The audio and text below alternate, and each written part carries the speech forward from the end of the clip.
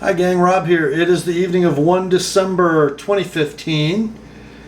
Got a little knife review for you all this evening, and it looks like we have a Brous in the house.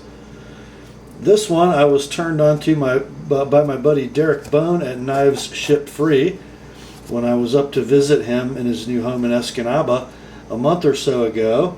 And this is sort of a collaboration knife, you might say, between Jason Brous and Derrick. It was sort of Derrick's brainchild. He is a big fan of the Bionic, specifically the Bionic 2.0 by Jason Brous, but he wanted something more. Something more. And what he meant by more was, we'll get to that in just a minute. First, let's see what you get.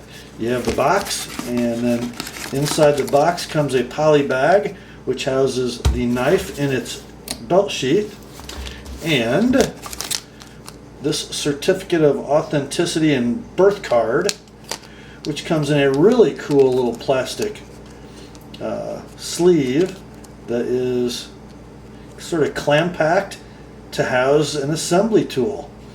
2 different size Torx drivers on each end of it. I would imagine one for body screws and one for pivot. Just an aside, nice touch, Jason.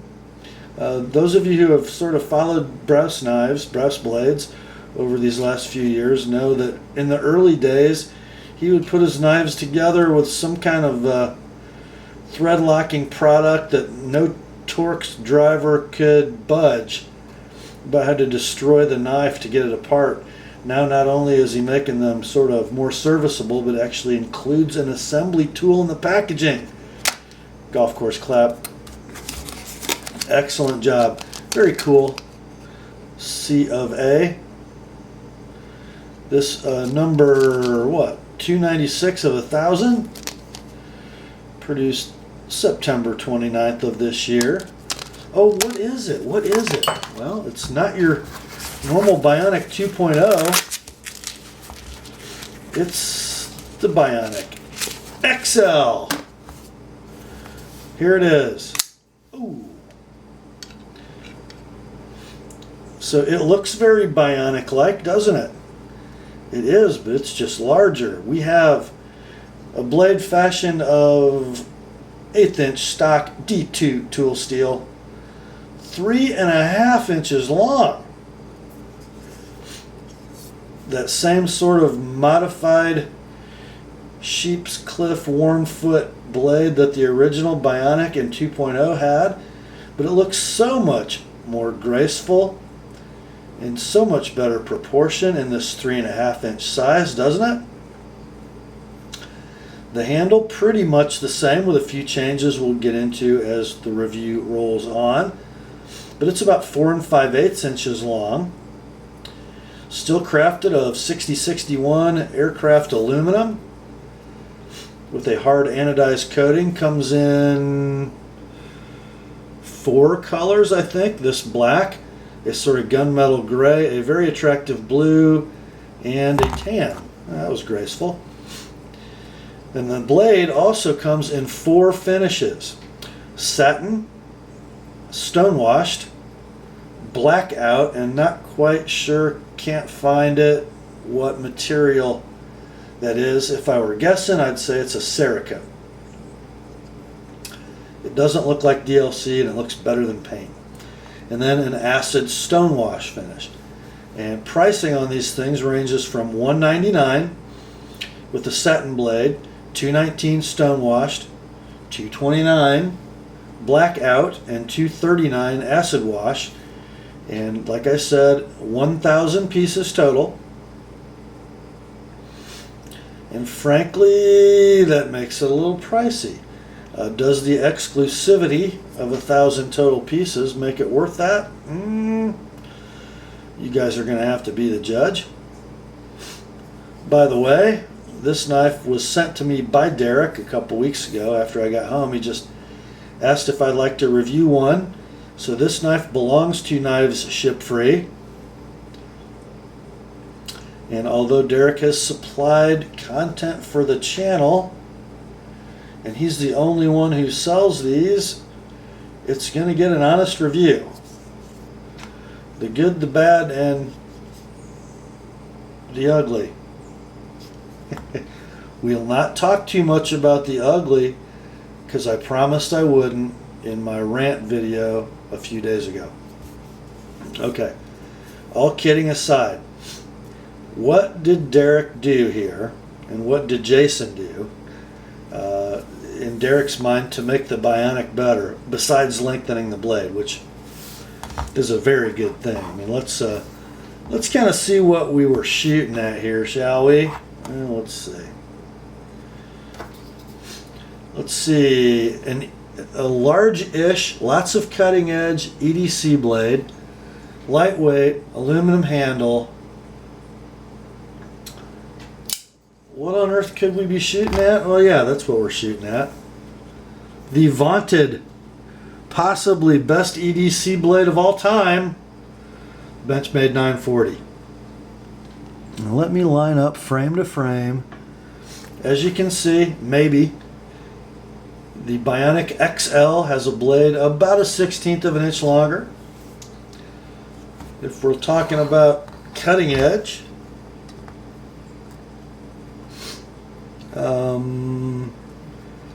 well, effective cutting edge, put them kind of tip to tip. Now this Benchmade cutting edge goes all the way back to where you see it end, and the real cutting edge on the Brous starts about here. They're about the same. Definitely a slimmer handle and a slimmer blade on the 940. When the knives are closed, how are they in pocket? Again, a thinner profile is cut by the 940. I'm talking broadness this way. And if we look at their thickness in pocket, just about exactly 1/2 inch on the Brous and perhaps 1/16 narrower on the 940. So, and weight wise, 2.9 versus 3.9. So we're making a little bulkier knife to achieve basically the same cutting ability as the 940. As you guys are probably aware, if you buy the standard green handled version of the 940, you're going to get Crucible CPM S30V steel versus D2 on the Bionic XL. I guess most folks would make the case that S30V is the superior steel over D2. I love them both. Certainly S30V is more expensive to buy and process than D2. Of course, the Bionic XL is a flipper, and any flipping issues experienced in the Bionic and the Bionic 2.0, trust me, are gone in the XL. Good strong detent, takes a little bit of pressure brought to bear on that flipper before that blade cuts loose, and when it cuts loose, it flies. Flipping method, let's try a light switch, sort of pulling back. Works great. Push button, so I'm pushing down toward the pivot. Works great both ways.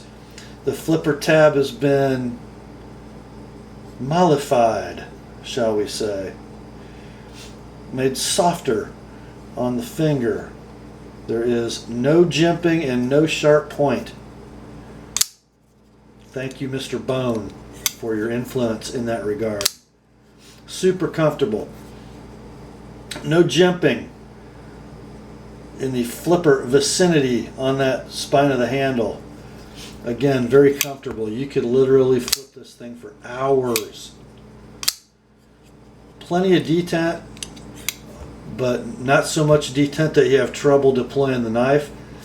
One thing I really like about liner lock flippers over frame lock flippers is that you don't have to worry what these fingers are doing to the lock bar when you're trying to get a flipping grip.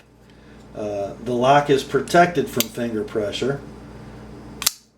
So how they flip is how they flip. You're never going to increase the strength of the detent by pressing on the lock bar. That's a really good thing. Let's see, what else did Derrick influence on this knife? I wish I had one sitting here, but I don't. On the Bionic and Bionic 2.0, this butt of the knife was a very sharp point, scalloped, concave coming from this direction, and pretty shallow coming from the spine. A skull crusher, glass breaker, which is interesting, made out of aluminum, but it caught the hand going down into the pocket to retrieve other things besides the knife, and it wasn't super comfortable gripping the knife either, especially in the reverse grip. So Derrick had him soften that feature as well very nicely. The liner lock, as you can see, is super well protected. This side of the frame is not relieved or recessed a long distance from the liner lock, so it's going to be much more secure against any kind of accidental release than the Bionic 2.0, and there are no points in that jimping that are uncomfortable in any grip. It's still not a super strong liner lock, and it still locks up a little earlier than I would like to see. Derrick says they do break in and move over a little bit as you use them. Now this one's plenty secure, guys. I have not been able to make this knife fold at all. No, the lock doesn't slip, and accidental deployment or disengagement from torquing is not an issue, and it was on both the original and the 2.0 in the regular size Bionic. So lots of stuff really squared away here.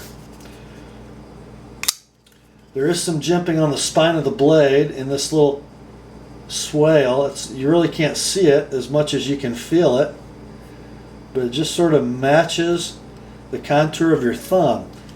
One thing I will say though, if you look at the orientation of my index finger in the finger groove and where my thumb needs to be to take advantage of that jimping, that's a little bit of an awkward placement. The knife is really almost begging, isn't it, for a forward finger choil. Oh, that would be so nice. Why didn't I think of that? Oh, wait, I did. But I digress, and I don't want to belabor that point. We have the same old wonderful clip. Very unobtrusive, not snaggy, but easy to insert and extract from your pocket. Leaves enough of the knife sticking out that you can pinch it and extract it quickly. It is reversible, tip up. Notice how it attaches. It's sort of keyed into the milling in that aluminum frame, and one screw holds it in. And on the other side, where the clip does not reside, a very nice filler tab. Just sort of disappears into the knife. Beautifully done. I love Jason's tip-up reversible clips. He does such a nice job with those. Ergos in the saber grip. Amazing. Really good. Any real estate that the Bionic or the Bionic 2.0 lacked is in this knife, and I think the main reason Derrick wanted to see this in a larger version wasn't so much for cutting length, although that is a factor, and the resulting proportions of the blade are so much more attractive, but to make it a full four-fingered grip and make it a good knife in hand, I think were really the things he was after. In the draw cut grip, again, very good. The spine resting securely against the inside of my knuckles. The knife's not going to move a lot as I'm draw cutting. The flipper is not digging into the web of my hand at all. In the overhand pinch grip, it's hard to tell. Yeah, in my left hand, because this is the hand I use, that's a very good grip. Be nice if I could come just a little farther forward. It's a very good grip. In the hammer grip, really nice. And in that reverse grip, pretty good. And my thumb's still kind of searching for what to do up here. There's no jimping to hold it on this surface. And if I wrap it, I've still got a bit of a point there, but not horrible. It's not a tactical knife though, it's really a utility blade. Blade ground nice and thinly. And pretty consistent thickness throughout its length, except for the flare at the base, which we're not talking about. And it does thicken just ever so slightly at the tip, which is, I don't think, a bad thing. Makes it nice and robust out there. But a great slicer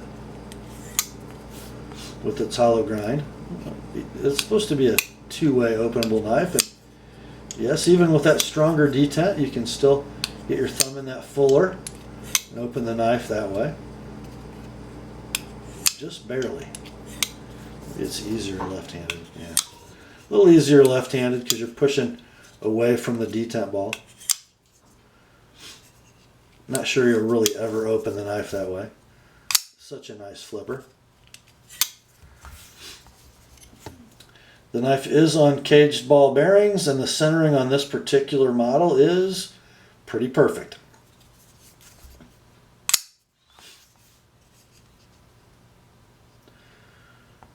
Derrick loves the Bionic, and he was pretty excited about the XL. And frankly, guys, I do not blame him a bit. It is the best Bionic yet, by far. I can't tell you how much better looking and this blade is with this extra length. It makes the grind look so much more in proportion. It looked like it ended before it ever got started on that first Bionic and the 2.0. It's so nicely stretched out. I think the tip might have a little more rake, which is good looking. It seems to go with that fuller a little better. There's enough belly in the knife to make it effective for a wide range of uses. Just a nice chunk of D2. The question though becomes, is it worth $20 to $50 more than a Benchmade 940? No. Is it worth as much as a Benchmade 940? No. Will they sell? Yes. Why? Because people don't just buy one knife, do they? And I think there are enough Brousiacs out there that when you can snag one of his creations for in the neighborhood of $2, they're going to sell. And I think guys are going to be a lot happier with the XL than either one of the two smaller Bionics. I know I would be.